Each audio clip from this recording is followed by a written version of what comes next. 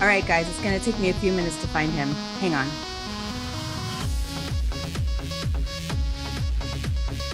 Winter Soldier, dance with me.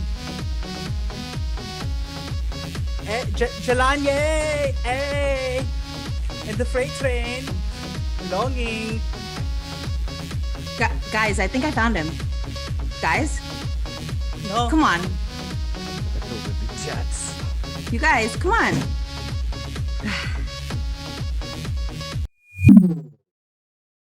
Welcome, everybody, to the Maganda Forever podcast. I'm one of your co-hosts, Vince. I'm Matt. And I'm Monica. And today we will be talking about the latest episode of Falcon and Winter Soldier. Zemo therapy, dude. I'm ready. Zemo therapy. Oh my gosh. Ooh, Daniel Bruhl with the heat again. Easily my favorite So Marvel villain right now. I think So so. I think so. I agree. More favorite than Mephisto? See that guy yet? First of all, it's Dottie needing to take a shit. That's Mephisto. Take a shit, Wanda. Yeah, dude, definitely. Because I mean, who is still around of the Marvel villains? First of all, Can you consider Loki a villain? but He's even kind of like then, an anti-villain. even then, I'll take Zemo over Loki. His plight is more compelling to me. And you know what? I'm an unpopular opinion. I was not a big fan of Thanos, but let's get into the episode. Oh, Yeah. This I think guy. I agree that No, Zemo was more I don't compelling. care about purple Ozymandias. Okay. All right. Go ahead. Sorry. Go ahead, Kuya. Didn't mean to cut you off. Hit the It's recap. fine. Okay, so we start this episode off with John Walker and Lamar, and they're in Munich, I believe. And they're kind of where we last saw Carly at the safe house. So they have intel, like, we know you were housing them, and all this stuff. Like, tell me where they are, and they're like playing dumb. And then the person that was housing Carly finally cut to the chase, like just disrespecting him and saying, like, you can't do anything. Like, this is what we believe, like, whatever. And you can see kind of from the camera angles and like just the way that his speech pattern changes, that John is like getting to where we think we're His true going. colors, dude. Yeah, His where true he is in colors the are coming comics, out. where it's like he even says later in the episode, like, if we get the results that they want, do you think they're gonna bust our balls on how we get there? Yeah, Completely yeah. different from Cap, who was, he was like all about- he made this suit. it And didn't then matter this- what the end was. It was always about how they did it. Like when Tony was like, Yeah. then we'll lose. And he's like, then we'll do that together too. It was, and then one line from Winter Soldier was like,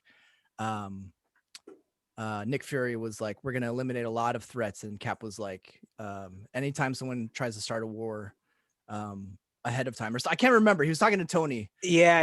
It's like No, that was Ultron. No, yeah, was he talking to I'm mixing Tony? up my movies right now. I think that talk was with Director Fury, wasn't it? When Yeah, he was yeah. about It the was with floating. Fury. And he And was then he like, was going yeah, into the that's not freedom, that's fear. And then Yeah. when Tony, it was anytime someone tries to start a war, before the war happens, innocent people die. So it's always about how you do it, not what the result is. But we're seeing the polar opposite with John, where it doesn't matter how it's done as long as the end result is what we want. Yeah. So Yeah. So John is already opposite of Steve, but you can also see how it's rubbing Lamar the wrong way too, where it's like, Yeah, you yeah. like gotta operate within the rules.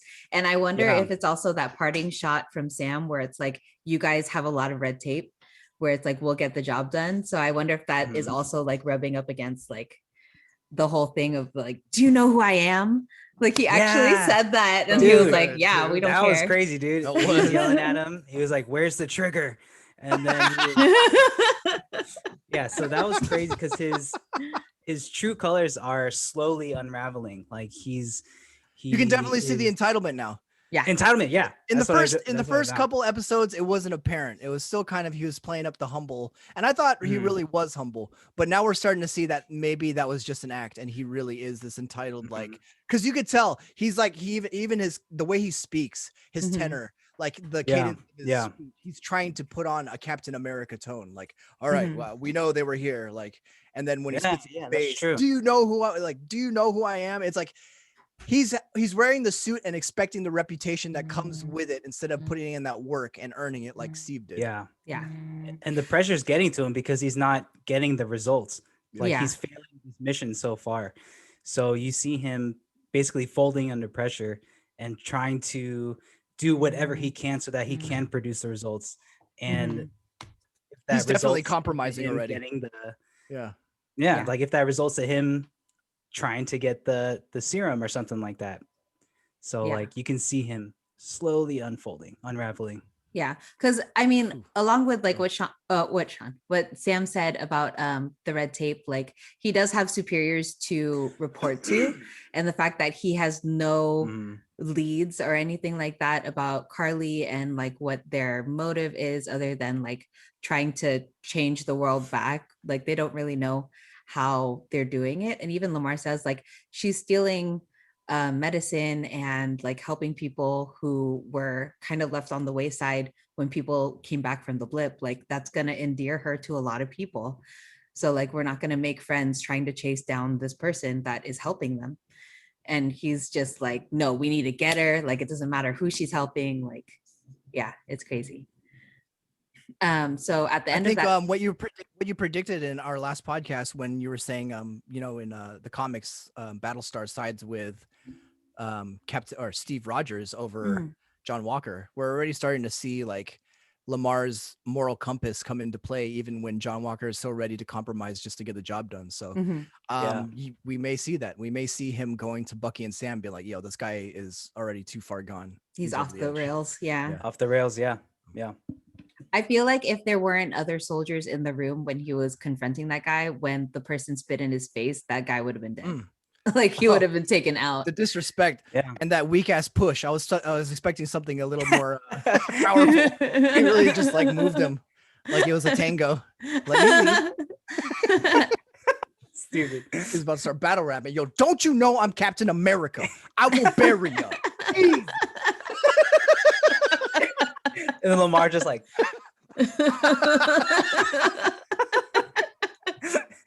Man. In his So- face, the disrespect, dude, the utter disrespect. Like almost like, yo, we know you're not Captain America. You're just a stooge. Like that was Yeah. powerful, just that scene. So yeah. yeah. yeah. I don't know. Do you think Steve would have got his face spit in? I think Steve would have made I a think he would have got a better punch show. thrown at him. A punch thrown at him is more respectful than spitting in someone's face. No, but I mean like the way that Steve would have approached it, like Yeah, for even sure. just but trying I'm to just find saying, Carly. Yeah. But I'm just Yeah. saying, like, no one would disrespect Steve Rogers' cap like that. They would throw a punch Yeah. and be like, okay, this guy, he deserves my respect as a warrior. But no, I'm gonna spit in this dude's face. Also, I think because they know like the world because of the interview, they know that he's not a super soldier. So Oh yeah. he's just Okay, a regular Yeah. dude. for So sure. Yeah. if it was Steve, he definitely would have gotten more respect for Yeah. sure. There was a Motherfucker, throwaway. I break logs with my bare hands. There was a throwaway line from last episode that I forgot to point out where they were like Bucky was talking to John and he was like, yeah, but did you ever jump on a grenade? He was like, yeah, there's a special way, like there's a reinforced like helmet and like so there's no, I mean, like it still takes a lot of guts to put yourself in that position, but there's not as much risk as like, you know, when Steve in boot camp as like a scrawny little kid, like just jumps on it. Yeah. I So wonder it's if like go ahead, sorry. for me, like that whole like back and forth dialogue is like it's not so much bravery as it is like, well, like a I don't know. calculation. I actually took it the other way. Like, I mean, this guy does have guts, and if he doesn't get killed doing it, then maybe it's still brave, but it's smart, but it's still brave. I don't know. Yeah. I'm still willing to give this guy a chance, even with No, don't you don't know do who I am? it. Even with the don't you know who I am? I'm like, Don't do maybe it. you should. I mean, there was a Good Morning America interview. You should know who he is. But do you like at the end of that I was like, scene oh, how John even Walker. I'm sorry. at the end of that scene, even the like camera that went on a tilt, and then there's like the light thing where like it's kind of like he's losing his compass. Like at the end of Oh, I that didn't scene. notice that. Okay. Ooh, damn. All right, Director 101. And then Damn. we see a long tracking shot a la Scorsese. Like, what the fuck are you talking about? But it's I'm just done, the I'm done. typical Monica like Russo up in here.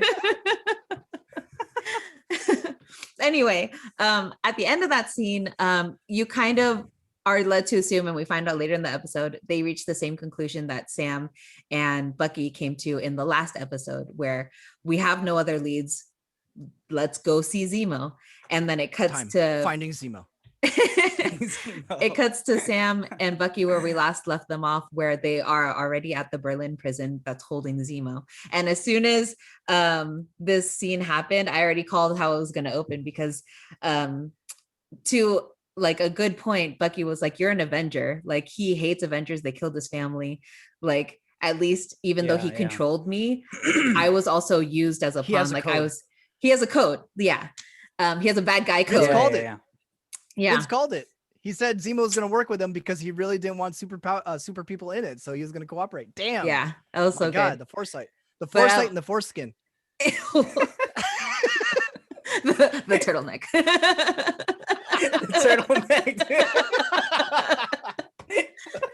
Oh, you're just killing it. I gotta burn that now, dude. Circumcise that turtleneck. Dude. Get it out.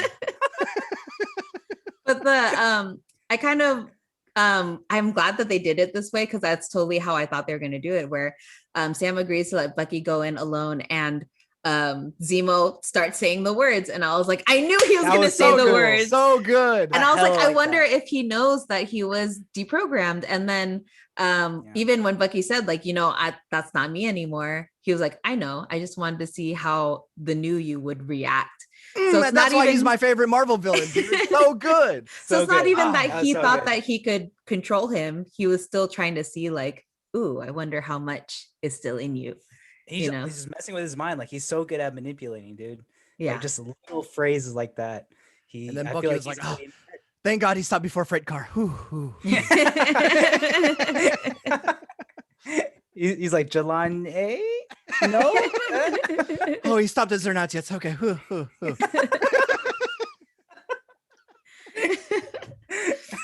Anyway, but so they're just talking, like, Bucky comes out and says there's other super soldiers, and like it's exactly against his code. He doesn't want more superpowered people out there to hurt people that are just regular people going about their lives. So when they leave, like, they don't get many answers, and Sam's like, what are we going to do next? Where are we? Like, what is this carport? Like, they're in some kind of garage. And Bucky runs him through this theoretical of like, well, what if, that was hella like, cool. I love we that. break But, him? Sam already was calling bullshit. He was like, I know. What did you do? Yeah. He was like, I didn't do anything. He just passed a Where's little... your arm? And then Zemo's wearing it. But Zemo in a book, like, passed him a note to send to another book. I mean, this is like super minimum security. Or like, how did Zemo get that thing inside the book? I don't know, but Bucky said, "What book card? are you reading?" Yeah, he said, "What book are you reading?" He never passed it to him, so I guess we're just meant to assume that he got the slip of paper somehow. Bucky slipped it in there somehow before going there. No, but Bucky's the one who threw the letter when he was walking out of the security. Yeah, but but this is before. No, remember when Zemo looked in his book and he had that guard? Yeah. Oh, it's a key card. Oh, that's what I missed. The security key card. How did I get in there? Yeah. Well, even when Bucky first walks into the cell, I was like, he has a lot of personal items for like someone of high security and like a master of manipulation and stuff. Like, he had like a rug, he had nice furnishings. Like, it was a small cell, but like that's a lot, like, compared to what we saw in the raft of where like the other Avengers were being held before. True. So Zemo was like, stop. He didn't have the glass. But yeah, how did I get in there? Anyways, yeah, go on with the jailbreak because it was so damn good. Oh, it was so smooth. Sam, like you said, was already like, what did you do? Because like, he's trying to play it off as a theoretical, like, we need Zemo anyway. Like, we're gonna need to break him out. And then Sam's like, well, Wakanda didn't forget that they killed King T'Chaka. Like, he is in high security prison for a reason. Like, that's crazy. We're not gonna break him out. And then that's how Sam was like, wait, are we breaking him out, or is he already like, where are we? So it does a whole rewind thing with Bucky's voiceover. And basically, like, Bucky has a note that he just passes one of the cool. That says, he's gonna kill you tonight, kill him before he gets you. And Yeah. the whole premise is like there's so many guards to so many prisoners, and especially when there's a riot, there's so many, like there's not enough coverage to cover all the bases. So they just start a prison fight in the middle of like the mess hall or whatever. And Zemo already had that key card in his book, and he knew how to slip through, get the guards out. Like he knocked out one of the guards, and then like his fighting is crazy. I liked it. Which I thought was I thought it was hella cool because it shows that He ran a kill squad of still Echo a- Scorpion. yeah, he's still got the Still soldier in him, Zemo. dude. Yeah. Yeah. So I thought that was a cool aspect because I feel like in He's a mastermind and a soldier. We get to see yeah, the soldier part this time. yeah, this was like the first time we actually saw it. Like I think in Civil War we just saw like pictures of him like in the past, but we never got to see him in action. So I thought that was cool because we got to balance out. Yeah, he's the mastermind, the manipulator, but we get to see other aspects that he has in his life, and he still got it. Yeah. It is interesting though, because like just a simple note to start a fight between two prisoners, and he already had the logistics down of how to break out. Like he already like knew how to Planned break it. out at any time. He just Yeah, didn't yeah. have a purpose until Bucky was like, hey, there's winter soldiers, like there's more super soldier serum, like we need to get to the bottom of this. You know the most about Hydra while it was still operating, like when he did all his research. So he slipped out, and at the end of Bucky's tale, you just see him walk through in like that soldier outfit, like his shadow. It was really cool. And you find out that you're actually in a building owned by Zemo because he's a baron, and all of the cars are his. And like he's like, wait, this whole time you were rich? Like Sam was like, this whole time, and he was like, yeah, I'm a baron, dude. And they get on his private jet. Oh, you're just there was so many. Gonna glaze over the part where he looks at that Fat Albert mask and is like, I love Fat Albert. In the bag. You see the Zemo mask, son, the nutsack, the purple one. The nutsack. I thought it was like that while he was grabbing his clothes, he just like kind of grabbed the mask and just stuffed it in there. Yeah, that was cool. That was cool for sure. The plane scene was for sure one of my favorite parts, even though nothing really happens besides Zemo steals Bucky's book. And that's what one of my questions was. Is like, how did he get it? But it's a sleight of hand. You know what? It makes me Zemo. think that maybe Zemo already had that key card in his book, and Bucky somehow knew about it because he could just tell. I guess maybe that's why Bucky was like, "Oh, what are you doing with that?" I don't know. Probably. I wonder if Bucky was like, he's too smart to be kept in a prison like this. Exactly, super minimum. Yeah, so he was probably like, I already know you have the capability of breaking out, probably. But anyways, on the plane, like he like pockets he steals Bucky's book with a list of people he needs to make amends with. Yeah. And I forget who asked him a question. I think it was Bucky who asked him something. And Bucky was like, "Oh, sorry, I was just looking at this." And then he was like, "Who is Nakajima?" And then Bucky just flips and he's like, "Oh God." Yeah. I was getting mad. You. I was getting mad Joker vibes because you know how Joker like presses Batman's buttons like only so far, just to get a rise out of him, just for entertainment. I was getting definitely vibes like that, and I was like, I love it. I'm loving Daniel Bruhl. I'm loving Zemo. Yeah, me too. This. Yeah, their dynamic is so good. And then we find out, like we talked about it last time, like him handwriting stuff in a notebook is so old fashioned, and Steve did the same thing when he come back. We find out it's actually Steve's book. That was good. Yeah. That was super good. So the things of like Steve, when he woke up from the ice, he needed to catch up on pop culture and like things that are new. And for Bucky is like, he needs to catch up on people who he had wronged and who he needs to make amends with. But that whole thing about like, oh yeah, I told Troublemaker. Trouble Man soundtrack, right? Trouble Man, yeah. And then Zemo was agreeing with Sam and he was like, and he's out of line, but he's not wrong. Yeah. He was like, it's comprehensive. Like so good. So part. Oh my God. That part was so they're like we all know how Falcon and Winter Soldier their dynamic is, but for some reason throwing Zemo in there, it complemented it. It wasn't like it just fit in really well. So like I really like that. It wasn't like awkward. I mean, it kind of was, but it in a good way. You know, like it was entertaining. Yeah.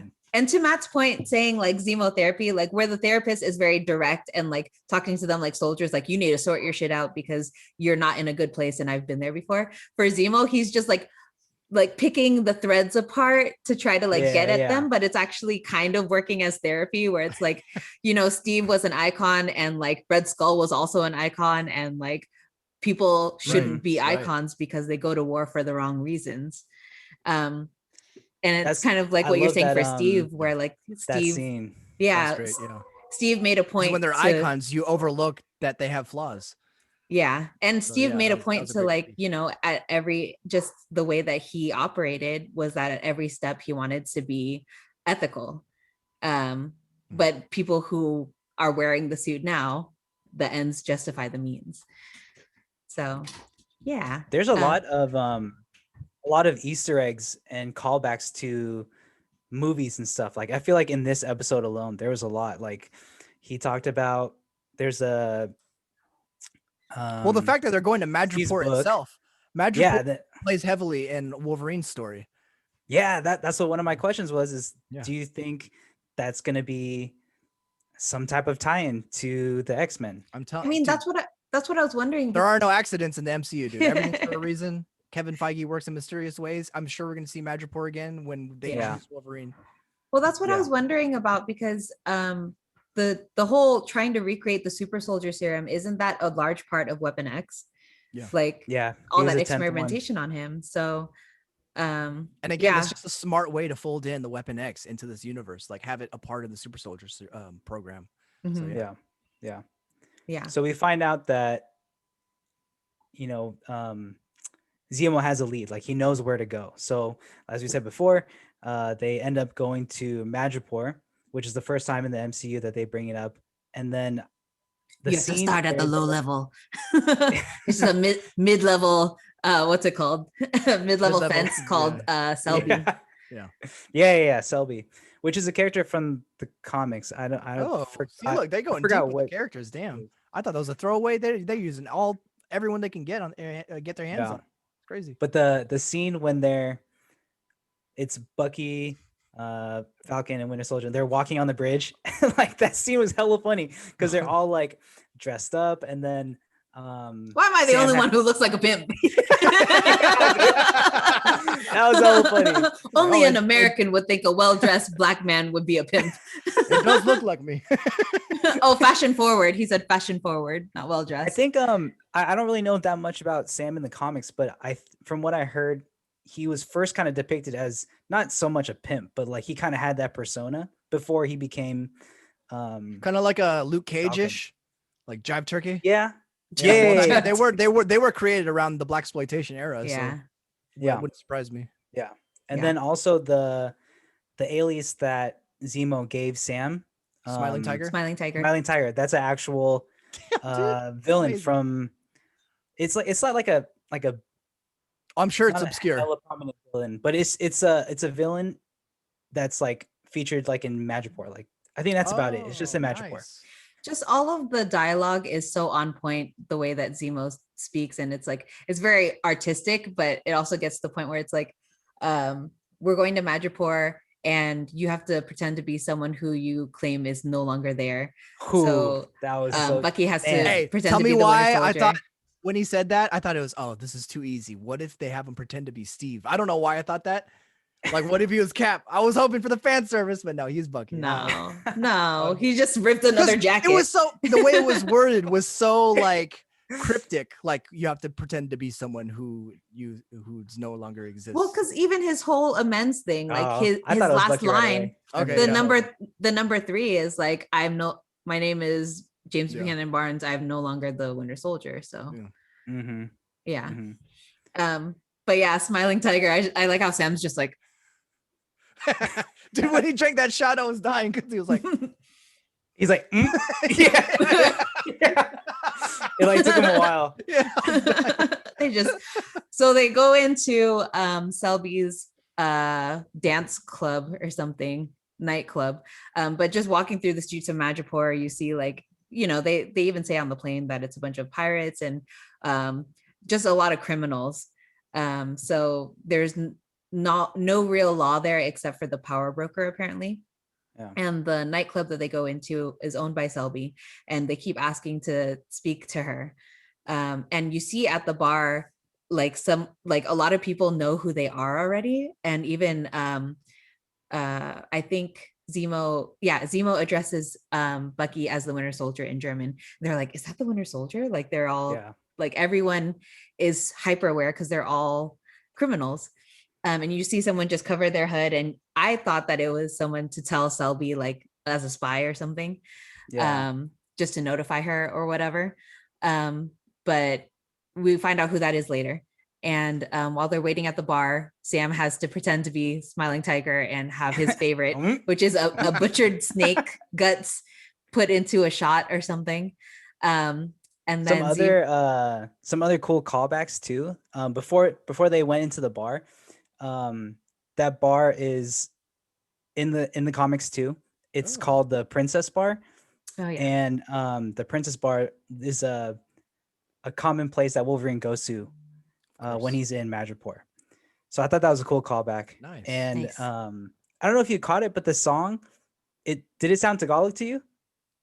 I didn't catch it. I wasn't paying attention. I didn't. Okay, so when me and Crystal watched it, she was like, "That sounds like Tagalog," and I kind of did some research, and it is Tagalog.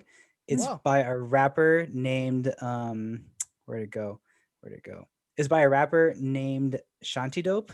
Oh, nice. From a song I didn't called catch it. I thought I heard one word that might have been Tagalog, but I didn't really rewind it. Yeah. I don't know. I got to see it in Tagalog, so. Ano ang pangalan mo? Easy. But it also is like appropriate and stuff because the lyrics that was shown, it means the strength of my position so natural, no mixed, which is appropriate kind of because they're going to see the power broker who provides strength by chemicals. Nice. So it's like that. It was like a kind of cool. You see that big old what's it called, mural on the wall that says the power broker is watching. Yeah, dude. So Zemo even says like, I'm not here to mess with the power broker. I just want to talk to Selby, to the bartender, and they keep denying him and whatever. And he tells, he says, Winter Soldier, attack. And then he just like, off. Yeah, dude, he just beats up hella people in the bar. And I feel like the song too. I feel like part of it was just Zemo trying to like F with him and be like, yeah, exactly. Yeah, it was like, how easily he slips back into it. Yeah, exactly. Dude, he's just there trolling. I love it. So after that fight, they finally get to talk to Selby. And he basically tries to trick her into saying like, I will give you the Winter Soldier and his access words to like control him if you help me figure out like who created the super soldier serum. And she's able to give them the name of Dr. Nagel, who created the serum for the power broker. But she says like, he's also in the comics too. Yeah, she says like, oh, I'll give you this little tidbit, but like you're gonna have to give me something else. And dummy Sam had his phone on vibrate, and he tried to play it off, talking to his sister, just being like, oh, you know I'm a big dog, like, or whatever. Yeah. I'm gonna get that money for that loan or something like that. I'm gonna get that money. And then she talks about Cheerios, and then she calls him Sam. They're like, Sam. Yes. And so he like she's gonna say Sam. Yeah, so he breaks their cover, and then someone, we don't see who, shoots Selby before she can give anything else away or take any action. And then they're basically running for their lives because everyone gets a text saying that Selby's dead. And however, how much was the amount? I don't know, but they were like John Wick. John Wicked his ass. Yeah. Oh, damn it. All of us. It's definitely John Wick right there. Yeah. So so they're running along the streets trying to make their way through, and then they get separated from Zemo, and I feel like in that time period he met up with someone, like he really planned it. Well, I mean, I feel like with them partnering up, you were kind of wondering to yourself, okay, when is he going to try to make a break for it? Because I didn't think he was trying to. He wants to get rid of the super soldiers on his own terms, but he doesn't have to stick with Sam and Bucky, and maybe he got him jammed up on purpose so that they would be in that predicament, and then he could make an escape. but eventually they meet back up. So I didn't think that he was going to abandon them because like they're still trying to find all the Winter Soldiers. So he would have met up with them eventually anyway. I think that he just made a contact with someone. Like I don't know who, but I feel like he broke off to talk to someone and like I It don't was maybe Sharon. maybe he was trying to They make working his together. They working together. maybe he's trying to hire someone to like help him stay out of jail or whatever, like afterwards, like plans for after. But so he gets separated. Someone saves them. You find out later that it's Sharon Carter. And she had apparently been living in Madripoor as an art fence since helping them steal the wings, Falcon's wings and Cap's shield during Civil War. So Yeah. like Sam mentions it in a previous episode that she was named like an enemy, but he didn't realize that she was still on the run. So for 5 years, she had been living in Madripoor and like making a name as a criminal because she can't come home and she can't contact her family at all. She had a funny line when she was like, I took the wings for your ass to save his ass to Yeah. escape from his ass. Yeah. Something like that. that was a good Yeah. one. That was a good one. I really like Sharon. Yeah, she's dope. So she reluctantly decides to help them, but not for free. So to kind of secure the deal, Sam was like, okay, like and if you help us, then I will secure a way home for you. So at least then it's not charity, it's more of like a business transaction. And I forgot, I totally forgot when they were talking about Zemo's prison break. Bucky has this whole heart-to-heart with Sam where it's like, you like went for Steve to save me sight unseen, like you had so much faith in him, I'm asking you to have that faith in me. And like even though Wakanda's going to be after us and like it's Zemo's not a good person, like we need him, like. And it's not so much, I wanted to call it out because it's so different from John Walker's talk with Lamar, where it's like we need him to get them because they're gonna do so much bad in the world. For John is like, we just need to get Carly. Like it's still like you're doing something bad to meet an end goal, but the values are different. He doesn't have values. I mean, that's why he's Captain America, because he's a stooge. Like he's gonna do whatever the government tells him. Whereas Steve started out as, you know, he's a super soldier and he was folded into the army because he could do so much good. But at the end of the day, he ended up going away from the government because he realized, you know, he's not going to be a stooge. He's going to stand up for something. Yeah. So yeah, but I mean, like it's just like, so just putting them side by side because they're basically talking about the same thing, like going to Zemo to get information and later breaking him out, like, you know. Right. Yeah. Okay, so after Selby dies, they make that deal with Sharon. Sharon helps them find Dr. Nagel through some of her fencing clients. She apparently has like a party at her house where she's selling art, and Zemo's just dancing. He was getting it, dude. He was, dude. Like it was so quick, but it was so necessary.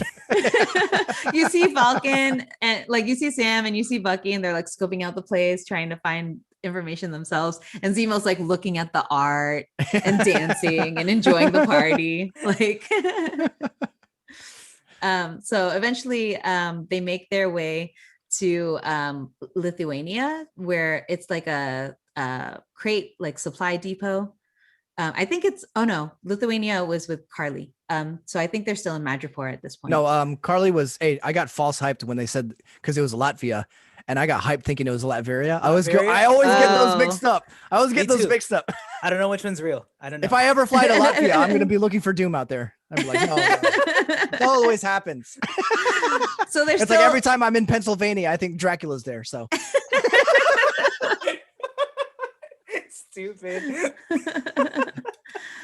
So they're still in Madripoor, but they're in some like shipping containers, and they said that the place to find Dr. Nagel is in one of those supply crates. So they locate one, it's empty. I actually thought that she was capturing them for the Yeah, I bounty. thought it was a trap. Yeah. I thought it was a trap. But you find out later that Dr. Nagel has like a secret lab that totally gave me vibes for Dark Knight Rises, dude. He's got a bomb down there. But he's just down there listening to his like music on a record device. And they confront him, and they find out that he actually broke the code for creating the super soldier serum before the blip. So he had been working on it for the Americans based on an American Was he working for Hydra? blood.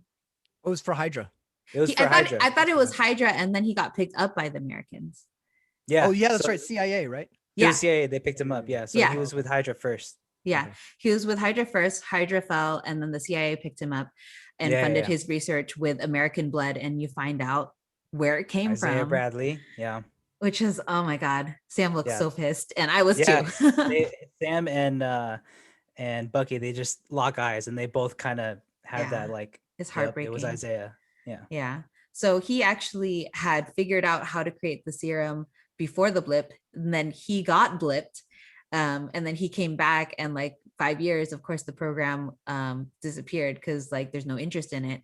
And then the power broker decided to hire him, and he was able to manufacture 20 doses, which Carly had stolen. How many are in her crew? In her crew is like about 8. It's like 12, right? Is there 12? I thought there's like 8. Or I think she took 12, but there's 8 in her crew. No, there's 20. was- I think there's 20 doses. 20 doses, but like Yeah. I mean, just from what we've seen, I don't know how many are in our crew. Maybe there's more, but we didn't see them all on screen at the same time. So I guess we're left to assume there's 20 of her crew that is all super powered. There was 8 on the 2 trains, but I think in the safe house there was about 12. So I don't know who in total, but we're left to assume there's 20. 19 now because they took that one guy down. The power broker took that one guy down that stayed behind. Oh, that's right. Oh yeah. And then Dr. Nagel even says like Carly stole those 20 doses, but she did contact me because she wanted me to manufacture more to save someone who is dying of, was it tuberculosis? Tuberculosis. Yeah. And then we see Carly like playing with some kids, and basically with the people who she steals medicine for, and the person who she had been asking Dr. Nagel to make those doses for passes away. And I feel like that's kind of her Get some breaking point. backstory. Yeah. I feel like that was kind of her breaking point, where like they're not taking care of the people who are still here throughout all the years of the blip, and like the focus is so on them that like the person she cared about passed away. So that was definitely her breaking point, because the next scene is them outside the GRC, and they steal the supplies, and she's like, yo, you've been sitting on this for like 6 months, we could have used this. And then on their way out, the long-haired dude, he's like, yo, aren't you gonna take your car? And she's like, no. So they hop in the same car, drive away, boom, it blows up. Now they're officially terrorists. They're not a resistance, they're a terrorist group. Yeah, they even killed. he's surprised too.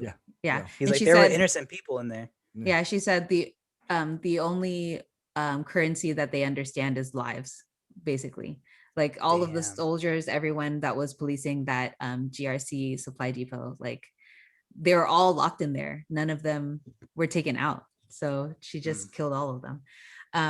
But back to Dr. Nagel, they're trying to figure out if he manufactured anything else, if anything in the lab has the serum. And he said, no, it was only those 20 doses. And of course, Zemo's going to try to find a way to take his ass out. But during this whole conversation, we see Sharon like taking bodies down. Dude, badass, man. Why couldn't Bucky hang back? Like, he was not doing anything in that scene. You could have helped. He was taking down like 8 guys hand to hand. When she wrestled that knife, stabbed the dude, and then she and then threw it. Yeah. Oh, she was dope. Oh my God, she was putting in that work. Dude, she's catching bodies. God damn. But yeah, so she was basically fighting off every single bounty hunter while they were getting answers from Zemo. And unfortunately, from Dr. Nagel. And unfortunately, when she comes down to tell them like, we're out of time, Zemo takes that opportunity to kill Nagel. So they kind of like don't really have a place to go after that. There's more to the fight. Like we see Zemo, and then like just for like a brief second, he puts on the Zemo mask. Yeah. And he's like, We don't There have was an the budget explosion. for a stunt double who looks like me, so I'm gonna put on this mask. Oh, and then we also have a funny scene like when there's an explosion. Sharon, Bucky, and Sam, they're like ready. They're like shooting at the bad guys, but then Bucky's like, "Let's go left," and then Oh yeah. Sam goes right, and then they eventually say like, "It's in every movie." Like, you go right. The hell made me laugh. Hot time machine, time after time. Die Wrinkle Hard? in time. No, not Die Hard. But yeah, Bucky was like, I was clearing the way. He's like, and then Sam's like, it's in every movie. I wonder, Every has action movie. has Bucky seen those movies? Oh, that's true. Yeah, he might not. It might not be on his book. But yeah, so Zemo sees a shipping container. I wonder if it was actually one of his cars and like, oh, I know this container. Like, and he comes with a fancy ass car and he was like, okay, now we're going to this place. And I forget where they're going next, but Oh, hold on. Sam jumps in the back seat. oh yeah, he was like, you're not gonna move your seat. He's like, nope. Another Easter egg, dude. They have a lot of Easter eggs in this episode, dude. I did want to ask you A lot of guys callbacks. who do you think Sharon is working with when she gets in that car and she's like, we have a big problem? Do you think she is really One of my questions. do you think she's I don't really know. I think excommunicated? Or I do think you it's real fucked up that Nick Fury didn't swoop her up for Sword, because that's real yeah. fucked up. She was one of the ones who was like Captain's orders. Yeah. Like, come on, That's you can bring true. her on for new shield, space shield. Well, Come that's on. what I'm wondering. Like, do you think that she is still working with Shield or some variation and she's not actually an expat? Maybe that's one of my maybe that's her questions. cover. That's Yeah. that's one of my questions. And like, maybe she is. he's been Maybe there. I mean, she was quick to save him, so maybe she's tracking the super soldier serum for Nick Fury. Yeah. yeah. Who knows? So we'll see, I guess. Another thing that we see when, oh, that's where they're going. Zemo says, I have somewhere where we can basically a bolt hold where we can kind of regroup. And when they get there, Bucky says, I'm going to take a walk. And I like that Sam at every Ooh, turn. so good. I like that Sam at every turn checks in with him. Like at the Yeah, in bar, the he's like, club. you Check his good? mental state. Check his mental Yeah. state. Are you Yeah. good? Are you okay? Like, He grabbed his Yeah. arm at one point in the bar, but then like Zemo was like, "No, you Yeah, break yeah. this cover, everyone will kill us." So like, yeah. Mhm. he's not just checking it on Bucky's mental state just to make sure that he'll be okay. He's actually worried about Bucky. So Yeah. Yeah. Mm. Even though that they don't agree, they still care about each other. But you see Bucky pick something up and I was like, that's a Wakanda bean. I didn't even catch that at first. I didn't know what it was. Yeah, I when he didn't picked know. it up, I I didn't was catch like, it either. I bet it's a Wakanda. I was like, who are we gonna see? Who is it? Shuri? Who are we gonna see? She's was in like- Oakland. Popping boba. Tracking down Stupid. him. But he picked up one off the floor. He picked up one off the building, and then you see You just hear this? Io. Yeah. Man, and Ayo, if you know, ayo. it was the same Dora Milaje from Civil War. It Yeah, was like, Io. well, you will be moved. Yeah. That one. Yeah, Yeah, yeah, It was an Okoye. yeah. so- But I think she's like the second in command after Okoye. I Probably. feel like I think so too. the Dora I think so Milaje. too. yeah. But she says, Yeah. "I'm here for Zemo." Yeah, dude. Yeah, Oh my so god. one of my questions is, how do you guys think is gonna, or what do you think is gonna happen between Bucky and Wakanda? Like, Because because they housed him. But you know what? Yeah, I they think have a maybe that connection. was They- his plan ahead of time. Like, yo, he belongs. Wakanda needs justice. So maybe after this, they get Bucky. Oh, So it still works Okay. out in a way. So we get help from Okay. Bucky. They get Bucky. Everything's settled. What? Oh man! It just Mm. and then immediately I saw her got hyped, and I remembered Chadwick Boseman, and it's just so I sad. know. I know. Like, It's dude, how are tragedy. Marvel has a large task ahead of them, but still, just that knowing that Chadwick's not a part of the universe anymore is so sad. I know. Yeah. Yeah. He was amazing. That whole movie was so groundbreaking. Groundbreaking. Yeah. That's like the Yeah. perfect word. So you guys think that, or Matt, you said that that's part of Bucky's plan, kind of Yeah, from the beginning? definitely. Because I Okay, mean, okay. at the end of the day, when everything's settled with the super soldier serum, Bucky's still super powered, and Zemo hates that. And Bucky framed him for killing all Zemo. those Wakandans and T'Challa's father. So they still have a score to settle. So at Yeah. the end of the day, Yeah. Zemo's gonna try to kill Bucky, or Bucky's gonna try to put Zemo back in prison. It's just who does it first. So I Yeah. think that's part Oh, of just like that note. yeah. So Yeah. I think that his plan is That'd to be cool. have Wakanda capture him, because there's no way he's getting out of Wakanda's hands. That's Yeah, a I like good that. I like callback, that. Vince. The that he's gonna kill you tonight. like that's Mhm. basically him and Zemo's relationship right now. But Yeah. that whole thing with Sam, where he's like, you think Wakanda hasn't forgotten? I was like, he was integrated into Wakanda's culture. Like they even Yeah. gave him a Yeah. name. The White Wolf. Yeah, you're right. And in they, the I mean, comics, they got him the therapy that actually cured him of the Hydra programming. So Yeah. he definitely owes a debt. He owes And them Yeah. his I life. think his debt is gonna be giving Zemo to them. yeah, Yeah. Mm, because the living aren't done I with like him that. yet. Yeah. Yeah. Do you think other Dora Milaje or maybe some other people like actors are gonna show up? I It sure might hope just, so. I We're hope only so, but it 2 might more just be episodes Io. left. What do you guys think that in this timeline, Chadwick's Black Panther is already deceased, or are they gonna unfold that officially? Like, where do you think this takes I don't place in know. the timeline of Black Panther? Like, is he still alive during this time, or is he not alive? And that's I why. think he's still and that's alive. why that Dora Milaje is there and not T'Challa. I think he's still alive just because it's so soon after the blip that he had just been brought back. Yeah. So Yeah. yeah. I don't know. It'd be tough but really interesting to see kind of where Kevin Feige goes or Ryan Coogler, where he wants to Yeah. take it and Yeah. stuff. Yeah. Yeah. It would make sense that one of the Dora go first though, because they always have a scout instead of like the king doesn't go immediately. Oh, I mean, Yeah. sometimes he does. He did for his brother, and I mean, this is the guy who killed T'Challa's That's father. true. That's true. That's true. Mm. I would think he would want to be the first one to get him, but Dora Milaje.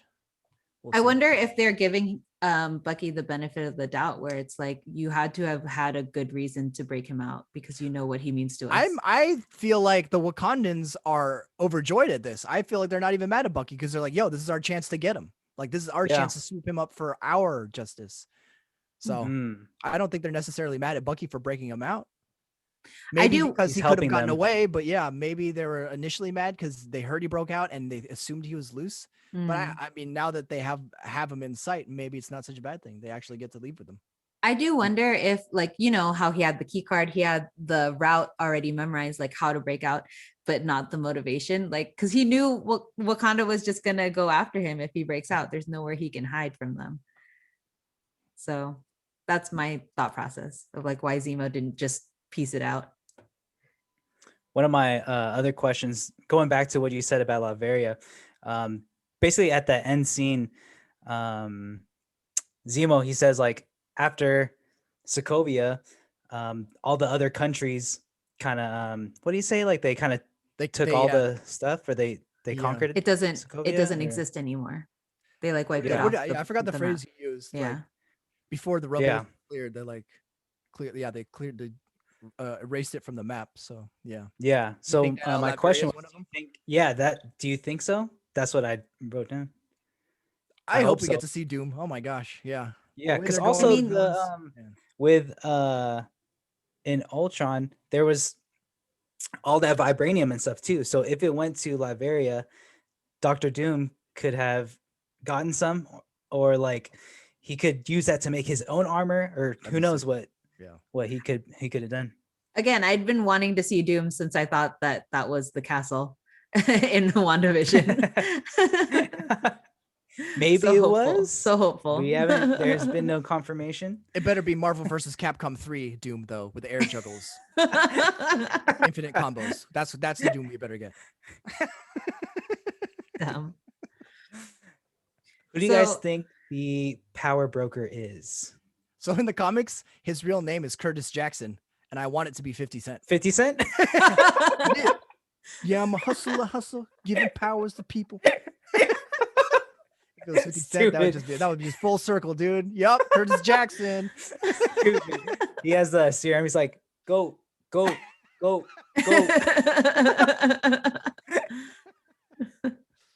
Yeah, I can't wait to see who's gonna play that guy.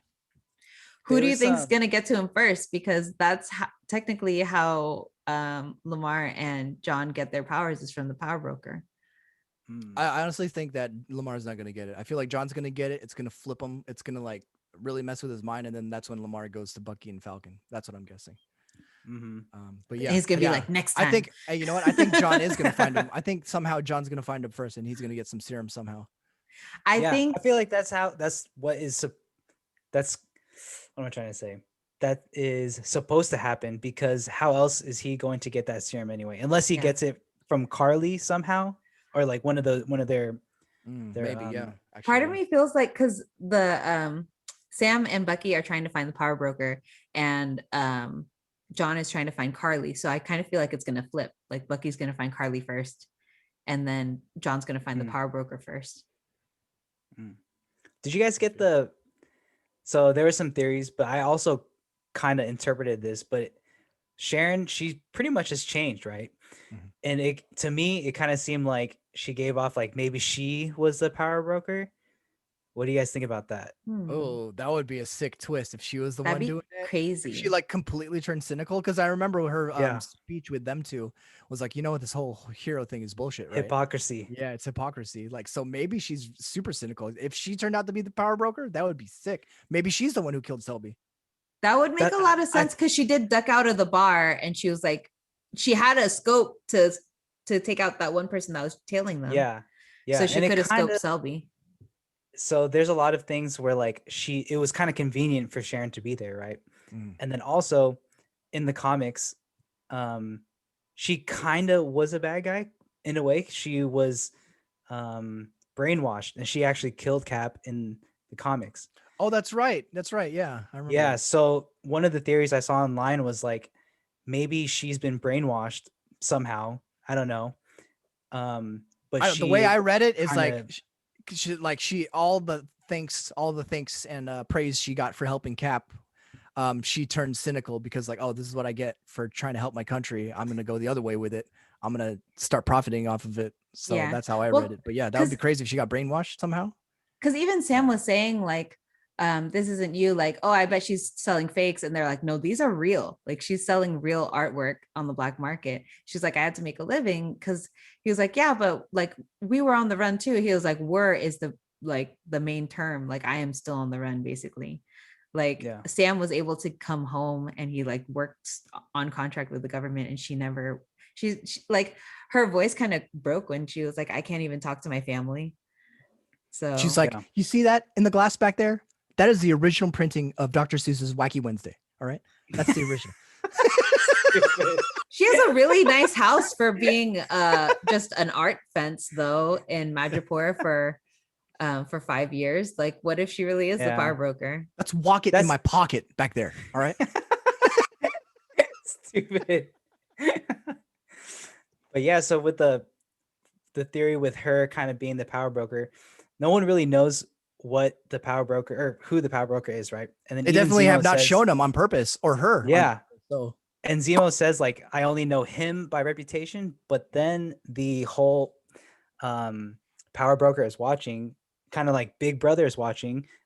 And spoilers for that 1984 book, it wasn't an actual person. It was a persona. You know what I mean? Like it wasn't like the person didn't exist. So basically the whole thing that the power broker is watching you is that it's not an actual person per se. It's not a guy. They made it seem like a guy, but it could be Sharon. I like that twist. It's gonna break my heart. I know it, but I like that twist. There was also another theory too that so this one is pretty left field, but the power broker, so the Sharon is working for the power broker. It's Joe Biden, Steve. It's got to be.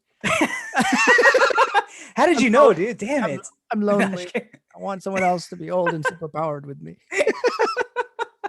Who is it? What was the other theory? I can't wait for this. So it goes along with that she's brainwashed. So she's working for none other than Zola. So because he knows how to extract the serum. So but they got rid of his consciousness. And remember, what's his face? Alexander Pierce was like, we already lost Dr. Zola over this. So like, yeah, but he's a computer, right? That's right. Maybe he transported his consciousness. I don't know. So he couldn't be really blipped, right? My Arnhem's back and you're gonna be in trouble. Zola, Zola, my Arnhem's back. Oh my God. I kind of like the Sharon theory more, but it would make a lot of sense with Zola. But I mean, Dr. Nagel already broke the code. Like he wouldn't really need Zola to do the extraction, like to recreate the serum. There was another theory that I saw. Damn, I really hope it's Sharon now. Oh my god, that would be a great twist. I saw something that the power broker, so it would be Sharon working for the power broker, but then the power broker is actually Thunderbolt Ross. Oh, he's putting together the Thunderbolts, dude. Oh my god, Thunderbolt Ross. That'd be great. That was pretty cool. That'd be pretty crazy. Oh my god. Because they did it like to the Hulk or Abomination, right? So, yeah. Does he shave his mustache before turning into the Red Hulk, or just I don't get it. How does that work? Because we were all guessing. Oh, who can eat? Oh, what? Seriously? Yeah. But it's like, what? You would have a mustache? Never mind. Sorry, I'm off on a tangent. You're ridiculous. I think either one would be pretty cool. Yeah.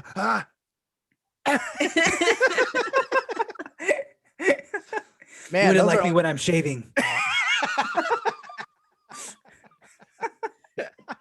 I think if it is Sharon, because we already discussed like Carly in the comics is a guy, so they already like gender swapped that bad person.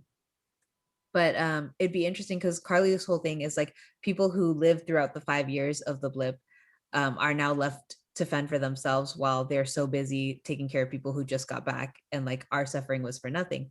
But for Sharon, it's also like, yeah, I suffered, but I'm going to profit off of it. Like, you know, like it's kind of like a Robin Hood dynamic versus like a me versus the world dynamic. But it's that'd be really interesting. Yeah. Do you guys think GRC is like bad? Do you think it's kind of like Hydra? I don't think so. No, they have like, because what do they have to profit from helping people readjust to being blipped back? Like, it doesn't seem like there's any kind of. Yeah, I think it could depend on the country too, because it's like, I mean, we've seen real world experiences like this where like in the case of a disaster, people send like federal funds or like federal things, and like whoever's in charge can choose not to distribute it and to just hoard it. Like in third world countries, that happens a lot. Mm-hmm. So it could just be that like, oh, you've been sitting on this for 6 months, but it's kind of like we've had some friends say like when they send stuff to the Philippines for like hurricane relief, they have to make sure that it actually reaches them. So true. I don't know. I didn't get any vibes that there were anything sinister going on with the GRC, but I could be wrong. That'd be crazy. The very beginning of this episode when it had that GRC commercial. Yeah. For a second, I thought it was WandaVision. I thought it was an actual commercial. Like I was like, wait, I got you, dude. Put it on. Yeah. So good. It's seamless. Yeah. But those are all the questions and stuff that I had. I don't know if you guys had any more questions or theories for this episode. No, I was just gonna say we're halfway through the series. I know. Dude, so crazy. Oh man, yeah. When I feel like it's gonna start picking up in the next few episodes. Like the next 3 episodes are gonna be basically a movie, like the beginning of the movie, then the pinnacle, and then the resolution. So like the next 3 acts are gonna be super action packed. I feel like. Yeah, definitely. Yeah, I agree. I hope we see some Dora Milaje fight sequences. They're sick. I hope so too. Do you think there's gonna be another? Like, do you think Rhodey's gonna come back, or maybe some other Avenger? That'd be great. If we got some even like minor cameos, that'd be great, just to see how expanded the universe feels. Like when you have those small cameos, I mean, you know, when you watch Agents of S.H.I.E.L.D., they'll mention someone offhand, but you'll never see them. The best is freaking Lady Sif. But when you have like those small cameos, it really just makes everything feel so universal. It makes everything feel much bigger than it actually is. You forget you're watching a show, and it's you remember it's part of a larger universe. So do you think this is happening concurrently with WandaVision? Are they gonna call back to it at all? I don't know. Their timelines are crazy. Because they don't really. I mean, like Bucky clue. and Sam don't really have hard connections to Wanda, and they don't really like. It's kind of funny. Like outside of the original Avengers, no one really has connections to the other like ancillary members. Like the peripheral members, they don't really have a connection. I mean, Hawkeye. Oh, who's Hawkeye? I mean, Hawkeye has a connection to Wanda, but to Wanda, yeah. But then like even that's not super strong. They had something Yeah. like they had a little companionship going for a while, but then again, like Bucky and Falcon only have their connection through Steve. So no one's really like without the core Avengers. I feel like is there really an Avengers? Because it's not like they're gonna meet up. Thanks for watching us. We will be back next week to discuss the latest episode of Falcon and Winter Soldier. I really can't wait to get your thoughts on theories, what you guys think, who the power broker is. Yeah. It's gonna be a ride. So thanks for watching. Again, I'm one of your co-hosts, Monica. I'm Matt. And I'm Vince. And we'll see you next time. Bye. I'm not Wakandan, but my bionic arm enhanced. Just say the words, I'm activated like a Nazi trance. Catch vibranium to your cranium, wanna glance. Full body cast from a Cyclops optic blast. I doubt you crews prepared for this hit. Catch a glimpse of who I'm with, have you scared of the clip? No heart-shaped herbs or any terrigen myths. I'm taking out your ankles on some anti-carrion shit.